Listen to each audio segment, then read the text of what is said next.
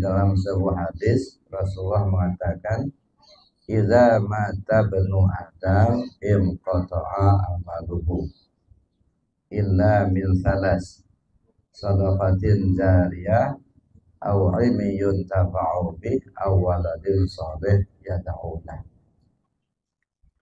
Apabila manusia sudah meninggal, apabila anak Adam sudah meninggal, inqata'a amaluhu, terputus amalnya. Jadi yang terputus itu amal. Amal itu artinya perbuatan. Dia tidak lagi bisa beramal.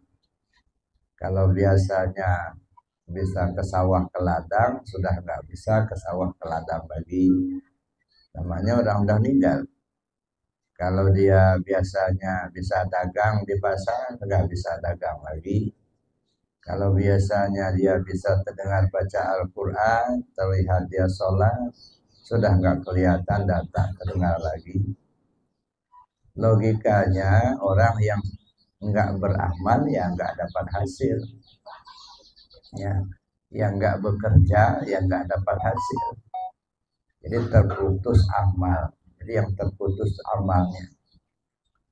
Tapi ternyata Rasulullah memberi kabar kepada kita, walaupun sudah tidak bisa beramal lagi, sudah nggak bisa usaha lagi, tapi kalau urusan hasil masih dapat.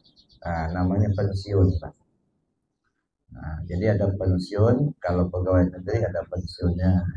Ini asli pensiun kematian. Ya, kalau pada zaman dia, pada masa dia masih hidup, dia pernah melakukan 3 hal. Pertama, sedekah jariyah. Yang kedua, dia memberikan ilmu yang bermanfaat. Dan yang ketiga, meninggalkan anak yang soleh.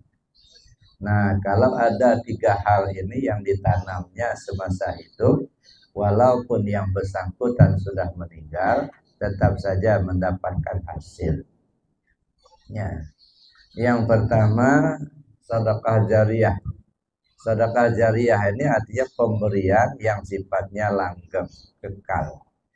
Ya, kalau misalnya sedekah kue, sedekah makanan, itu kan tidak kekal. Begitu dimakan kan habis.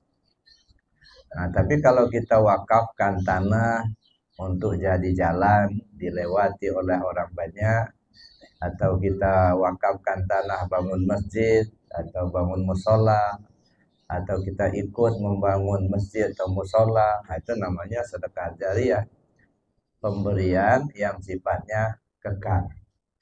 Walaupun yang bersangkutan sudah berpulang ke rahmatullah, tetapi tanah kan masih ada, masjid yang dibangunnya masih ada. Nah, ketika peninggalan itu atau sedekahnya itu dimanfaatkan oleh orang banyak, maka dia mendapat aliran pahala terus menerus. Jangankan orang sholat di masjid yang dia bangun, burung hinggap saja di atap rumahnya atau di atap masjid, atau burung yang hinggap di kayu yang tumbuh di tanah yang dia wakafkan, dia dapat pahala. Nah, jadi itu namanya sedekah jariyah. Makanya kalau ada misalnya pelebaran jalan, nah Bapak Ibu jangan sungkan-sungkan mewakafkan tanahnya, walaupun hanya 10-20 cm, walaupun setengah meter, gitu ya. Mungkin itulah jalan untuk kita bisa masuk surga, gitu. Jangan sampai nanti justru tanah jalan malah kita ambil, gitu ya. Nah, kita justru ingin memberikan jalan, mewakafkan tanah kita untuk dibuat jalan, supaya orang bisa lewat. Orang bisa lewat, kita dapat pahala terus menerus. Nah, itu satu diantaranya. Kalaupun kita sudah berpulang ke rahmatullah, kalau yang bersangkutan itu pernah memberikan wakaf atau sedekah jariyah, insya Allah yang bersangkutan mendapatkan pahala terus menerus. Itu satu. Yang kedua, ilmu yuntafa'u bih. atau dia semasa hidupnya pernah mengajarkan ilmu yang memberi manfaat bagi orang yang diajarnya. Nah, ini tidak mesti harus mengajarkan ilmu agama, ya, tidak mesti harus mengajar baca Al-Quran, tidak mesti harus mengajar cara sholat, tetapi termasuk juga mengajarkan ilmu-ilmu umum yang memberi manfaat. Yang ahli listrik misalnya mengajarkan kepada orang lain ya tentang listrik. Yang ahli HP, nah yang mungkin ada dukun HP, nah, dia mengajarkan bagaimana cara memperbaiki HP, atau dia mengajar bahasa Inggris, bahasa Arab atau matematik dan lain sebagainya. Pokoknya ilmu yang bermanfaat diamalkan oleh orang yang diajarnya tadi, maka yang bersangkutan mendapat aliran pahala terus menerus. Nah, ini pahala yang kekal, yang terus menerus.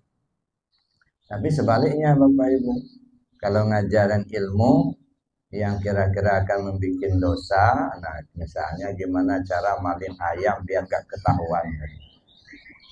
Maling ayam biar nggak bunyi, nah, diajarkan, dikerjakan sama orang yang diajar. Nah, yang mengerjakan yang maling berdosa, yang ngajar juga berdosa juga.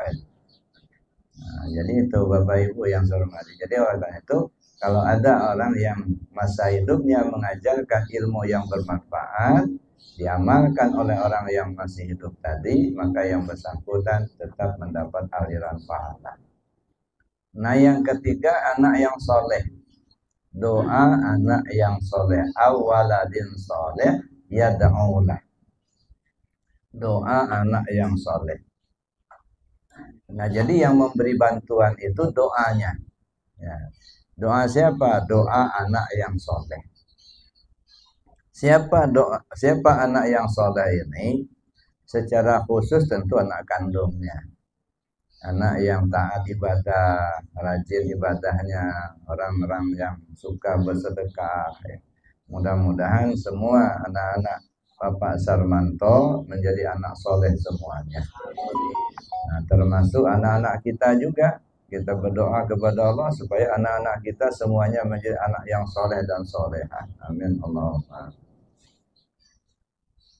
Bisa saja anak yang soleh itu anak tetangga kita. Bisa saja anak orang yang tidak kita kenal.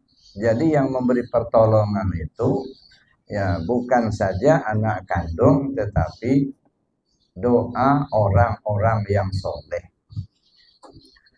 Nah, kenapa harus saya jelaskan ini? Karena persepsi sebahagian masyarakat kita, ya doa orang lain tuh nggak bakal diterima. Yang diterima cuma anak kandungnya saja. Saya pernah mengalami seperti ini Bapak Ibu. Dulu saya diundang ceramah. Ya, ceramah takziah 3 hari.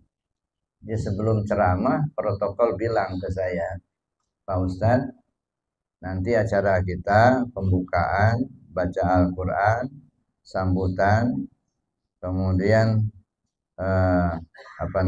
ceramah. Tidak usah doa Pak Ustadz. Kenapa sebenarnya nggak doa?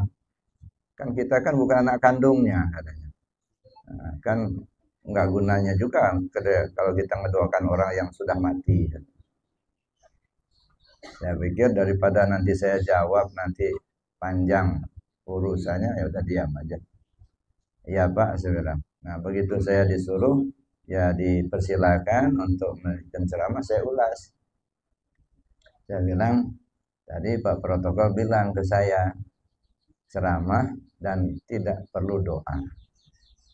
Kenapa? Karena kita bukan anak kandungnya dan tidak ada gunanya mendoakan orang yang mati. Jadi saya bilang begini.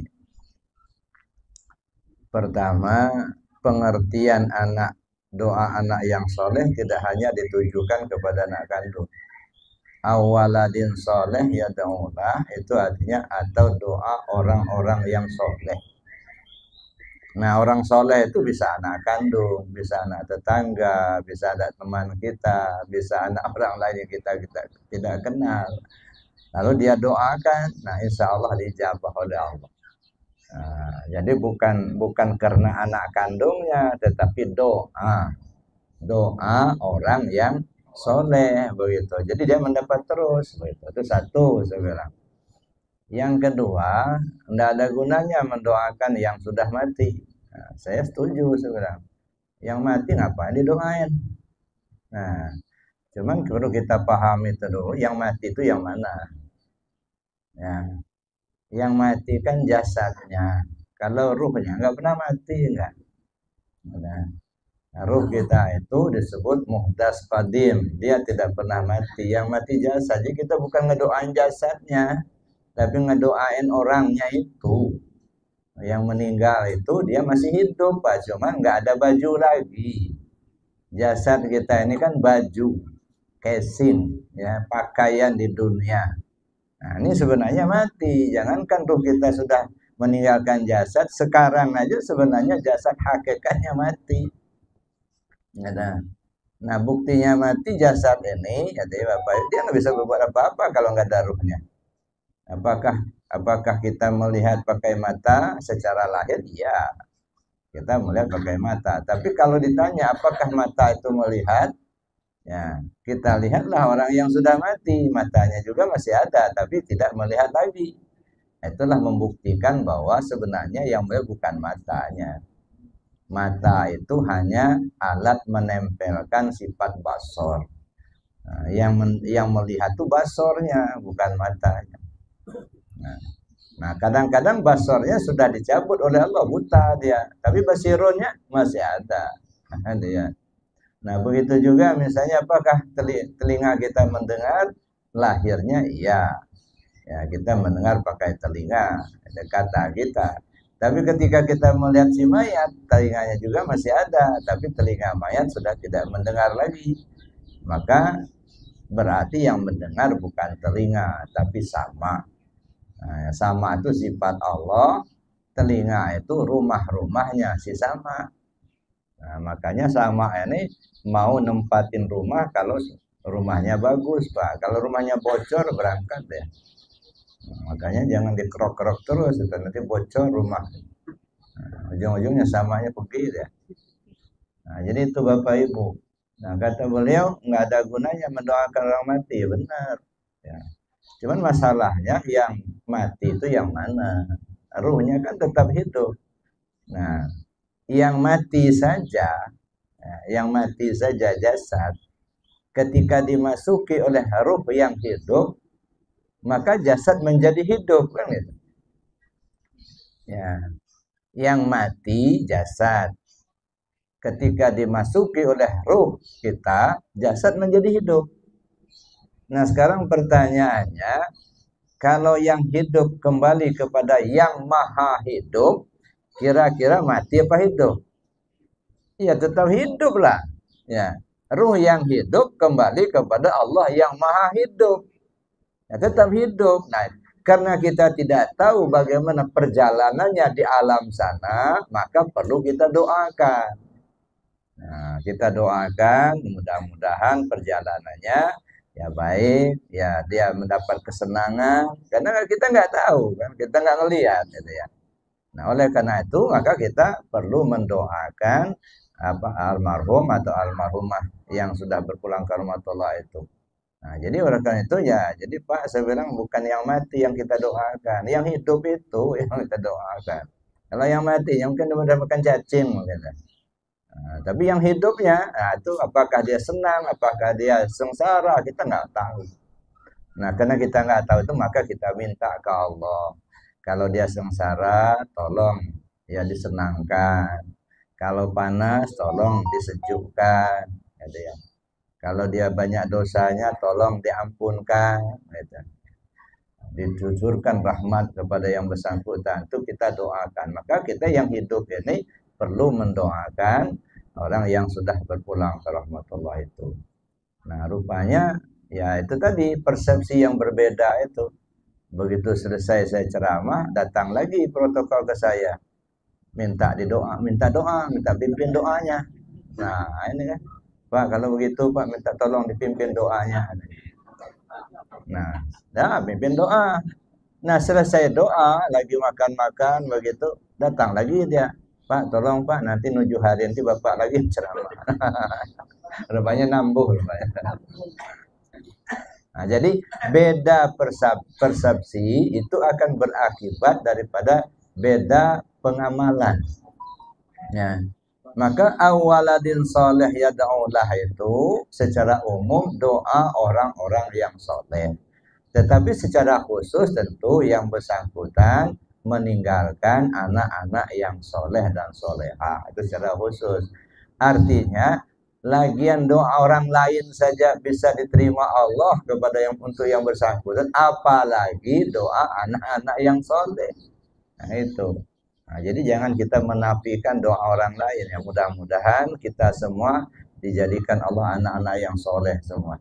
Sehingga doa kita tadi insya Allah diijabah oleh Allah Subhanahu Wa Taala. Amin Allahumma. Assalamualaikum warahmatullahi wabarakatuh. Buat para ikhwan di mana saja, jangan lupa komen, like, share, dan subscribe channel YouTube Pontren Arafah Official. Terima kasih.